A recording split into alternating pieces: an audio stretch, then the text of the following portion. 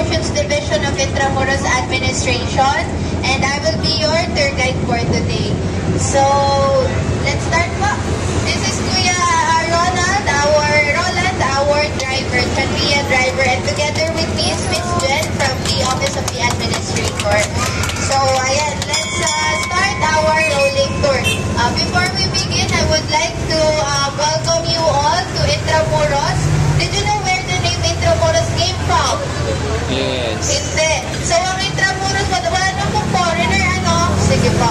So, ang Intramuros po ay nagsimula sa two Latin words na intra meaning within and muros meaning walls. That's why it is called within walls or the walled city of Manila. So, ang walled city of Manila po ay dating old Manila. Yung Intramuros po, ito po yung old Manila. So, before the Spaniards arrived here in the Philippines, meron na pong Tagalog settlement called Maynila. Alam niyo po ba kung saan nagaling ang name na Maynila? Ang Maynila na name po ay nagaling sa nilad, yung nilad plant po. Dati po kasi nakita yan dito na madami pong nilad plant. That's why they called it Maynilad. That turns into Maynila. Yan. So, meron pong Tagalog settlement na before po mag-arrive yung mga Spaniards. And yung Spaniards po na nag-colonize dito ay sina Miguel Lopez, led by Miguel Lopez de Legazpi in 1571. So, before po yung walls ng Intramuros, ano pa po yan? Abang luma lang. Hindi pa po yan walls. So, to protect po the Intramuros from the invaders, they recreate the walls into a stone which is called volcanic top or adobe from Guadalupe in Makati. So ngayon po, nandito tayo sa Arzobispo Street and ang tawag po dito sa sinasakyan natin ay Chanria. Ito po yung first modern transportation in pre-war Manila. This is the Archbishops of Manila, the residence of the Archbishops Office po pala. And then now, next to it is the Centro de Intramuros and Museo de Intramuros. It is our newly reopened museums and it is the old site of San Ignacio Church. Yan, yung Centro Intramuros po, it showcases the history of Manila and Intramuros, while the Museo showcases the different religious artifacts po na meron dito sa Intramuros. Kasi yung Intramuros po before, yung Manila ay center of religion. And then here po on this side is the under construction Intramuros Convention Center, which was the old site of Ateneo de Municipal or Ateneo de Manila.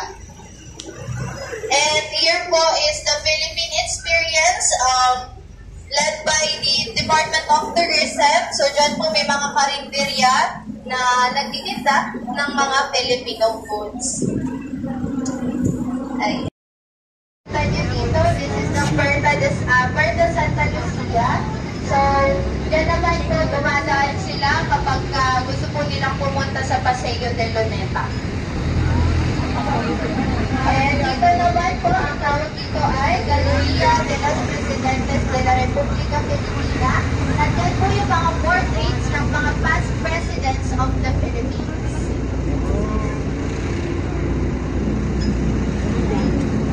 Ayan, nag-enjoy po ba kayo so far?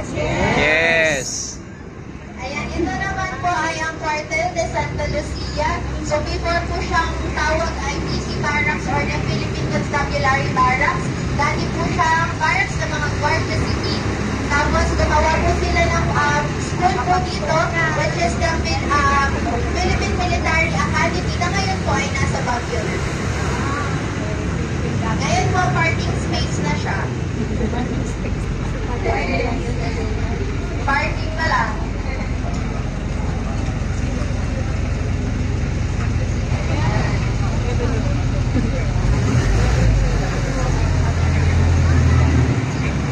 Next to the hotel po ay ang Bagong Bayan Light and Sound Museum. Dati po itong space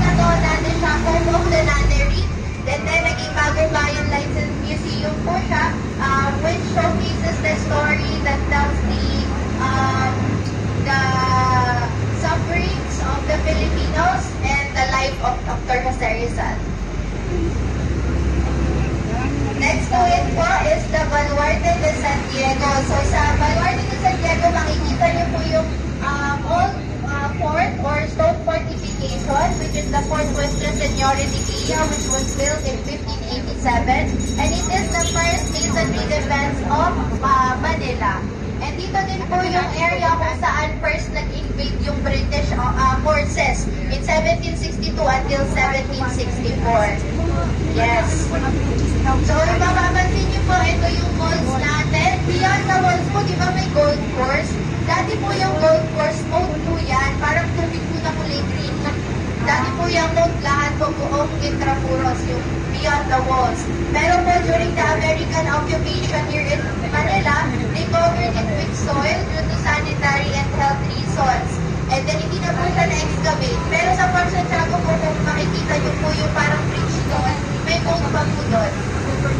Ito po yung pamantasan ng lungsod ng Maynila, which is the first Jesuit compound. So, it's a state university by the Manila, City of Manila. Offices. And mapapansin nyo po sa mga gilid ng walls, mayroong mga rocks. So, yan po yung mga baluarte, which is part of the defense during the Spanish period, during the occupation of different countries here in Manila. So, may mga makikita po kayo parang space gap po sa mga walls. Yan po nila nilalagay yung mga guns and cannons. Tapos, para po, maprotektahan nila yung walls ng Intramuros. And then this is Manila Bulletin po ngayon. Dati po siyang San Nicolas Church.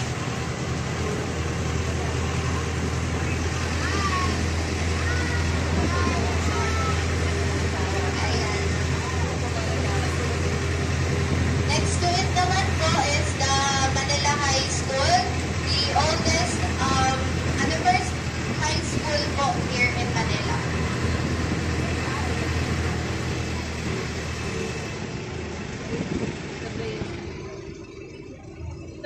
And then the Bailiff po, owned by the LBU and also the LBU Culinary Institute.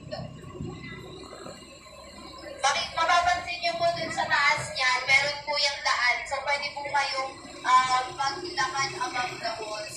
And yung walls po natin ay 4.5 kilometers buong Intramuros.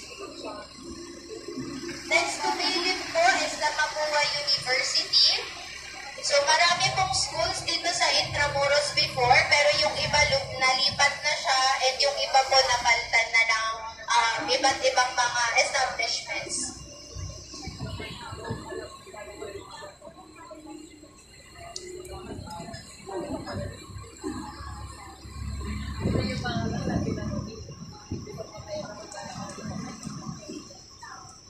Nakita rin itong Mapuan. Now po, dati pong site ng San Francisco Church, the Lyceum of the Philippines University, and dati din po dito nakatayo yung San Juan de Dios Hospital, the oldest hospital in pre-war Manila na ngayon po ay nilipat na sa Pasay.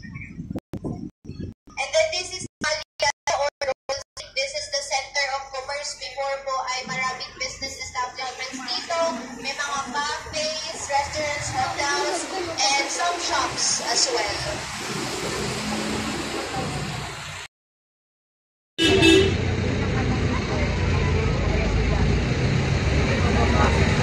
Dito pala McDonald's.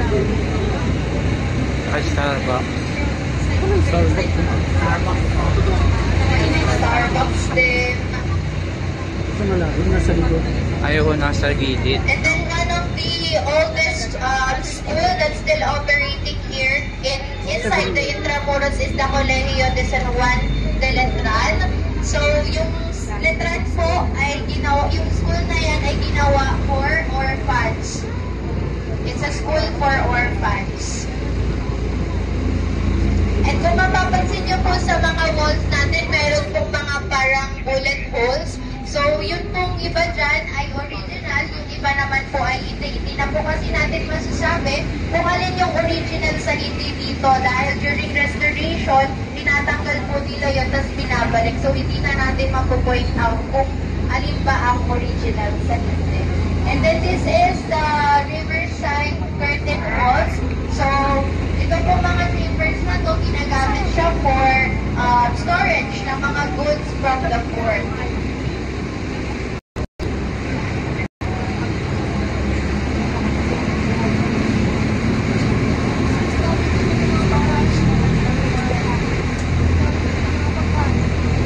Yan.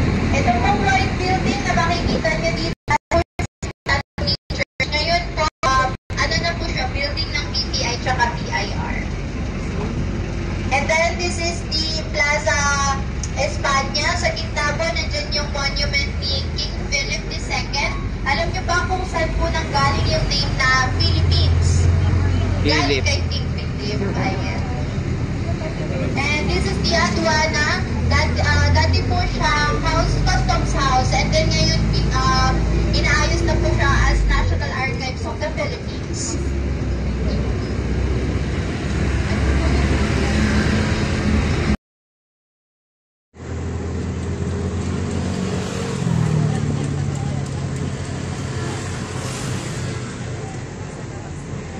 Ngayon naman po, papasok po tayo sa daan papunta sa Pasig River Esplanade. Ayan, yan yun. So sa gabi po, magandang pumunta dito. Dito, Nakikita niyo naman po dito siguro tayo sa dapat Facebook. mamaya. Connected na po actually siya sa Fort Santiago. Open na rin Puntahan mo po. na to? Sa Fort Santiago, pwede Eh. po kayong papunta po dito. And papunta rin. Ayun o, yung sinasabi mo hindi mo pa napuntahan. Ayan. Ito nga yun, yung may esplanade. Paggabi, maganda dyan.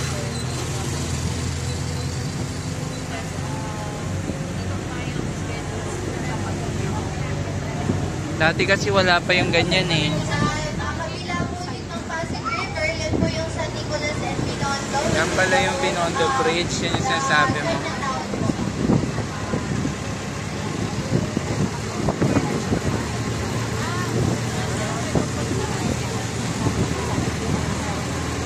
O, tapos dito yung esplanade eh.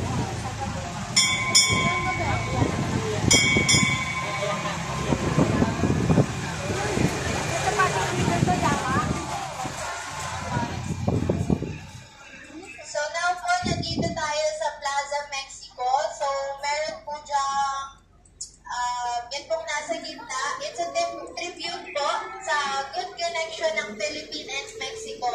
Kasi po nung in-occupy po tayo ni Miguel Lopez de Legazpi, ginawa niya pong capital city yung Manila. And then po, nilink niya po ito sa Americas and Europe through the Manila-Acapulco-Galilean trade. And this trade involves ship bringing Asian goods po sa Mexico in exchange for silver. And this silver were returned here in Manila, boosting its economy and making it as one of the world's major trading ports in the 1600s.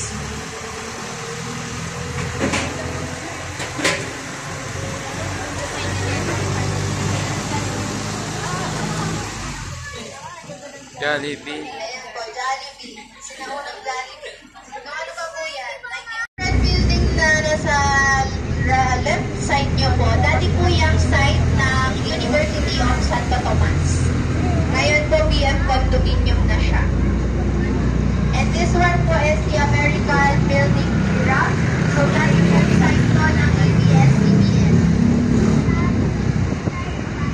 Then this white building naman po sa kabila is the Ayuntamiento, which is the home of City Sports and Council, na ngayon po ay office na ng Bureau of the Treasury.